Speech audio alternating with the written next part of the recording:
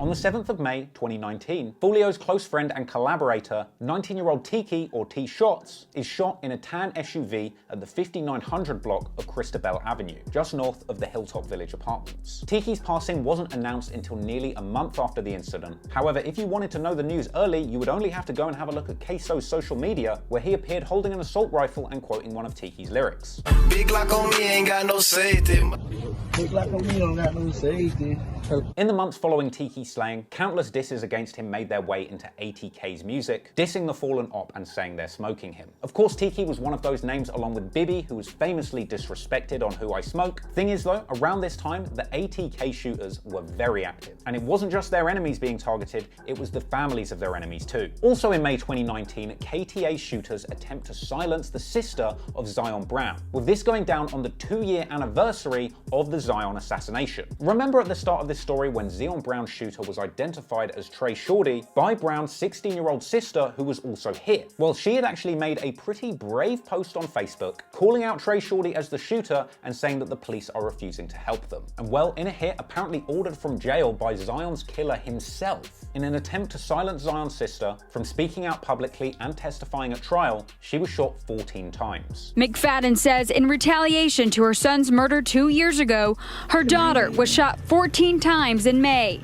She believes her daughter was targeted. He was murdered by someone from their gang, and that person was sending messages from the jail threatening that if my daughter goes to trial, that he would get somebody to kill her. Now, the young lady fortunately survived this assassination attempt, and ATKY Beezy, real name Caleb Sheffield, ends up getting arrested for this shooting. But in a shock twist, only 18 days after he's arrested, charges are dropped after he provides an airtight alibi and video footage proving that he was in Orlando at the time of the shooting. 17-year-old Caleb Sheffield is set free 18 days after he was booked into Duval County Jail on 4 counts of attempted murder. Sources tell News4Jax a video proves Sheffield was in Orlando at the time of the shooting. If he's not the shooter, then that means the real one is still out there. Now, just when you thought this beef couldn't get more dark, do you remember a young man by the name of Corbin who went missing about a year earlier? Well, in July 2019, Corbin is found under tragic circumstances. According to police, his skeletal remains were found in a wooded area in northwest Jacksonville. Corbin Johnson's family reported him missing July 13th, 2018. The 18-year-old disappeared not long after a job interview. Now, 1 year later, his case is being investigated as a murder. Corbin Johnson was last seen alive in July of last year. Then last Friday, a man discovered the victim's skeletal remains in a wooded area of northwest Jacksonville off Utsey Road. Sky 4 flew over the scene as police investigated. You can see multiple yellow evidence markers and a dog sniffing around the wooded area. Now, the loss of Corbin is why some ATK members rep S4C, or Spaz for Corbin, and Fulio would later speak on what happened to Corbin in a pretty disrespectful tone, saying what happened to Corbin is his worst fear. This is my worst fear, bro. If you go on News4Jax, bro, the nigga Corbin real deal got kidnapped. Like, I know, he got abducted. Do you know how much sense that make? Because when you grown, you get abducted. You don't get kidnapped, like, type shit. That man got abducted, real like, that's my worst fear, a nigga kidnapping me. I swear to God, bro, like, I swear to God, on the news, it said, that man bones got found, like, that man bones got found, just bones, I swear to God. They said a nigga was mowing the line and ran over that man bones. I swear to God, I ain't making this shit up. No cap. You going News4Jax right now. Nigga was mowing the line and found that man bones. I swear to God, no cap. Why I be down for nigga kidnap me, but I'm finna kick, scream, holler, bite your ass, pinch your ass, I'm finna do whatever, man. Nigga ain't kidnapping me, bro.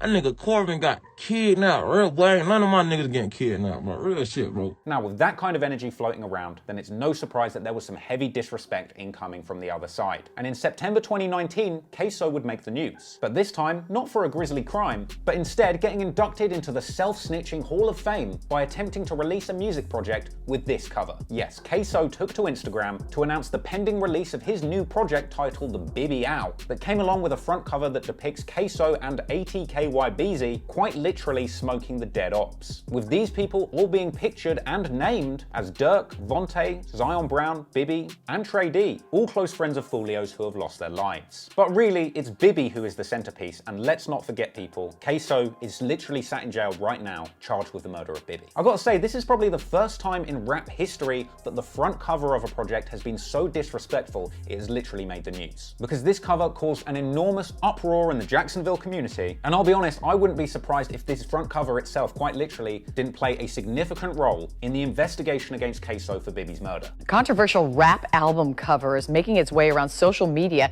The cover shows pictures of men who have been murdered in Jacksonville.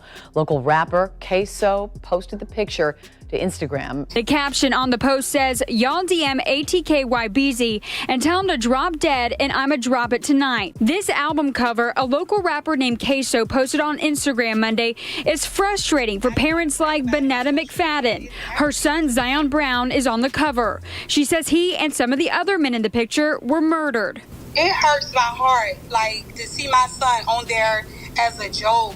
Brown's mother is outraged. She feels like the local rappers are glorifying these murders by putting the victims' faces on the album cover. It's unclear if the rappers are directly linked to these murders. Now, in response to the uproar in the community over this cover, the Jacksonville Sheriff's Office began to look much harder at Queso and the people around him. And eventually this extra attention would lead to some arrests, but not for quite some time. And so the violence in the street would continue, as did the disrespect for the ops on social media. And even with all the added attention of the authorities and literally being on the news from this album cover, Queso didn't think for a second to switch up and act smarter. No, in October, Queso would use the news clip about his incredibly incriminating front cover as an intro for the music video of his new song, Queso Bitch. Yet another masterclass in self-snitching, Queso rapped countless times that he was smoking Dirk and Bibby, as well as saying Bibby had a closed casket, I'm not surprised, and suggesting that he had shot at Y&R Mookie with a Draco. Now, Y&R Mookie actually clapped back on the song Gangster Talk, dropping the lyric, pulled up on him at the red light, went to ripping in this shit, a line which had a lot of people suggesting that maybe he had something to do with that shooting that left 3 of Ace's friends deceased. Anywho, meanwhile in November 2019, at least Young and Ace is staying focused on the music, releasing dope projects like Step Harder, leaving the street business to Queso. However, with all of that extra attention Queso was attracting in the streets with his criminal activities, or on the news with his disrespectful music, and well, it wouldn't take long for karma to catch up with him and his family, provoking a serious response.